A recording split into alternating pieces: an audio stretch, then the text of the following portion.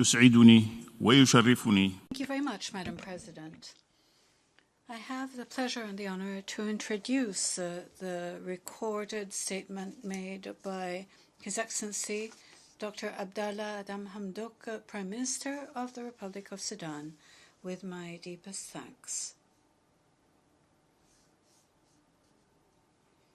In the name of God, the clement, the merciful, Your Highnesses, heads of state and government, Mr. Secretary General, ladies and gentlemen, may God's peace and salvation be with you.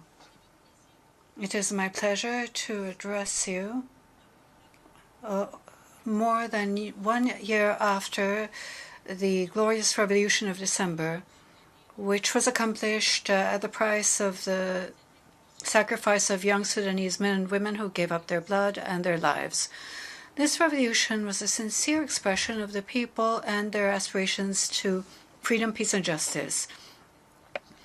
It is our hope that the work of the session will be successful. I address my sincere congratulations to you, Ambassador Volkan Bozkır, upon your election as President of the General Assembly, with my best wishes for your success. I also wish to express my appreciation to your predecessor, Professor Tijani Mohamed Bande, the outgoing President of the General Assembly, for his tireless efforts during the previous session. The deliberations of this session come at a very sensitive time, when the world is facing a dark, strange enemy which spreads rapidly and has devastating effects that know no borders and make no distinction between rich and poor countries. The world has no other choice than that of solidarity to respond. For this reason, from this high rostrum, we call for strengthened cooperation and common action so that together we can face the challenge represented by the spread of the coronavirus pandemic. We must work tirelessly in order to put into practice the slogan of this session: the future we want, the United Nations we need, reaffirming our collective commitment to multilateralism, confronting COVID-19 through effective multilateral action. We wish to express our support and appreciation to the World Health Organization. We hailed their role since the beginning of the spread of the pandemic, and we thank them for their technical support to the affected countries. We also wish to express our thanks to all countries and organizations that supported us in this area. At this time, Mr. President, Sudan is experiencing exceptional circumstances due to the impact of torrential rain and floods which we have experienced and which are unprecedented. The challenges Sudan faces have been complicated by the fact that the flooding of the Nile has led to severe losses of human lives and property in the entire Nile Valley region. To this are added major damage caused by rain and floods in enormous areas where tens of thousands of houses have either partially or completely collapsed. In this regard, I wish to thank all the friendly and kindred countries who showed their solidarity through their generous support in response to this catastrophe. As you are aware, Sudan is going through a transition phase after the glorious revolution against injustice, tyranny, and the deterioration of the economic and social situation. The transition government is addressing the major ambitions which led the Sudanese people to mobilize, making every effort in order to respond to the many challenges, including the restoration of peace and of the economy. The coronavirus pandemic has further complicated the situation for the transition government, which inherited a paralyzed economy, a weak, devastated service sector, particularly the health sector, which has been neglected for decades. Mr. President, it is important to preserve the values of multilateralism and international cooperation, on which the Charter of the United Nations and the 2030 Agenda for Sustainable Development are based. This is essential in order to reinforce the three pillars of the United Nations: security, development, and human rights. Moreover, global issues such as climate change, geopolitical tension, the various humanitarian crises mean that we must reach an understanding respecting the values and interests of peoples. This calls for a shared interest, a shared action through multilateralism and diplomacy, especially since we are witnessing rapid progress of communication and technology when it comes to relations between states and on the social and economic front and other areas. President, the adoption of the Constitution on 17 August 2019 is the second stage of the victory of the resolution. This makes peace the first priority of our government in the transition phase. In this way, the peace process of Juba was launched, which was not only a negotiation between two protagonists, but also a process of dialogue between the partners of the revolution in order to achieve peace, a cessation of hostilities, and to deal with all of the root causes of the conflict through the Juba Peace Agreement, which will be ratified next October 3rd. Mr. President, regarding the humanitarian aspect, we wish to express our thanks and appreciation to the United Nations and to its humanitarian agencies, as well as all international organizations in the donor community, for their support to the revolutionary government in its efforts to deal with the issues of displaced people, refugees, and repatriated people by providing health care, food support, and in this area, we indicate that the government of the revolution has removed all of the obstacles to channeling humanitarian assistance to the populations of the areas in conflict. In this framework, as part of the National Plan for the Improvement of Humanitarian Action, and in order to ensure that needs are covered, the state is trying to reinforce all projects to improve the living conditions of refugees and displaced people in accordance with all international instruments and humanitarian law.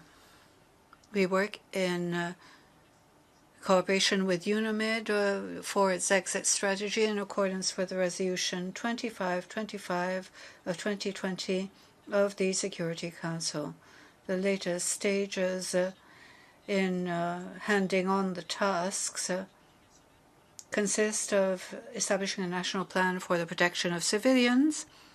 This document was published on May 21st as an official document of the United Nations. We have submitted the first interim report on the first phase on August 15th. We will continue with the implementation in order to hand over all protection of civilian tasks by the end of the year. Sudan will then host UNITAMS, the integrated mission of the United Nations for the transition in Sudan. On the economic front, Sudan's citizens are suffering even more because of the economic practices inherited from the obsolete previous regime. We have undertaken reforms in order to restructure the economy and make it more rational. The previous deformations had put a large burden on the shoulders of citizens. We will try to reduce the impact over the long term through a series of programs for families and providing social support for poor families, which will lighten the burden or the impact of these reforms. The objective is to strengthen production and to bolster agricultural and productive sectors. This will be done both in towns and in rural society. There is also the Selatu or My Merchandise program, which guarantees all essential goods for citizens. Mr. President, Sudan gives great importance to the rule of law on the national and international levels. We are making tireless efforts to reconsider national legislation and ensure that it is in harmony with international criteria and conventions. These efforts coincide with a number of domestic efforts to strengthen national capacity in order to make it possible for all institutions to take their responsibility in accordance with the Constitution and basic laws concerned. Since the rule of law on the national level is a responsibility of states and the government. The Constitution, Mr. President, gives particular importance to the issue of human rights. An entire chapter is dedicated to the implementation of the Constitution. The transition government has undertaken a series of positive steps in order to deal with the damage made during the previous totalitarian regime and to clean up the legislation, especially the laws which repressed freedom, also to strengthen the role of women and protect their rights, to guarantee the freedom of expression and speech, the right to peaceful assembly, and to fight impunity. The transition government is strengthening cooperation with the international community, and we have reopened the State Office of the High Commissioner of Human Rights. It was reopened in September 2019 and began its work in January of this year. As part of the return of Sudan to the international system, we greatly appreciate Germany's initiatives, supported by other countries, to establish a group of Friends of Sudan in order to create a group of countries assisting Sudan to return from its isolation after a period of over 30 years. The holding of the Conference of the Partners of Sudan in Berlin in June of this year bore witness to this support. Mr. President, Sudan is working on contributing positively to stability and the political and economic situation of Africa, particularly in the regional field as a member of the IGAD and other regional organizations. I avail myself of this opportunity to stress the major positive role played by the African Union when it comes to responding to the coronavirus pandemic in Africa. I wish to reiterate Sudan's role as the chair of the IGAD in order to harmonize its strategic objectives with that of individual states. The latest regular session of the IGAD welcomed Sudan's return to the organization and its role as chair, and expressed support for peace, security, the promotion of women's rights, and specific assistance for the Sister Republic of South Sudan, as well as another summit meeting to respond to the coronavirus. Mr. President, Sudan expresses its solidarity with the victims of terrorism wherever they may be in the world. We condemn terrorist attacks. We actively cooperate with international and bilateral efforts to fight terrorism and terrorism financing. We are doing this through our commitment to international resolutions and the relevant Security Council resolutions. Mr. President, Sudan, with the blood of its martyrs, has gone through decades of tyranny, injustice, and social deterioration.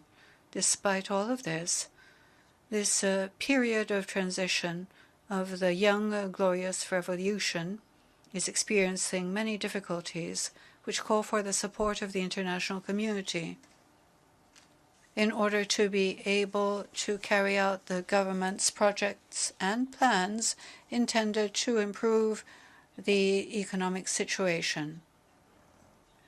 Our prime concern is to obtain debt forgiveness and preferential treatment. This is part of the work of our friends at the Conference of Berlin. Also, Sudan's name should be removed from the list of countries that are sponsoring terrorism. Sudan has returned to the international fold after 30 years outside it. This must happen, but we need this assistance and the support in order to be able to do so. We hail the efforts of the U.S. government and the U.S. Congress to remove Sudan's name from the list of countries sponsoring terrorism.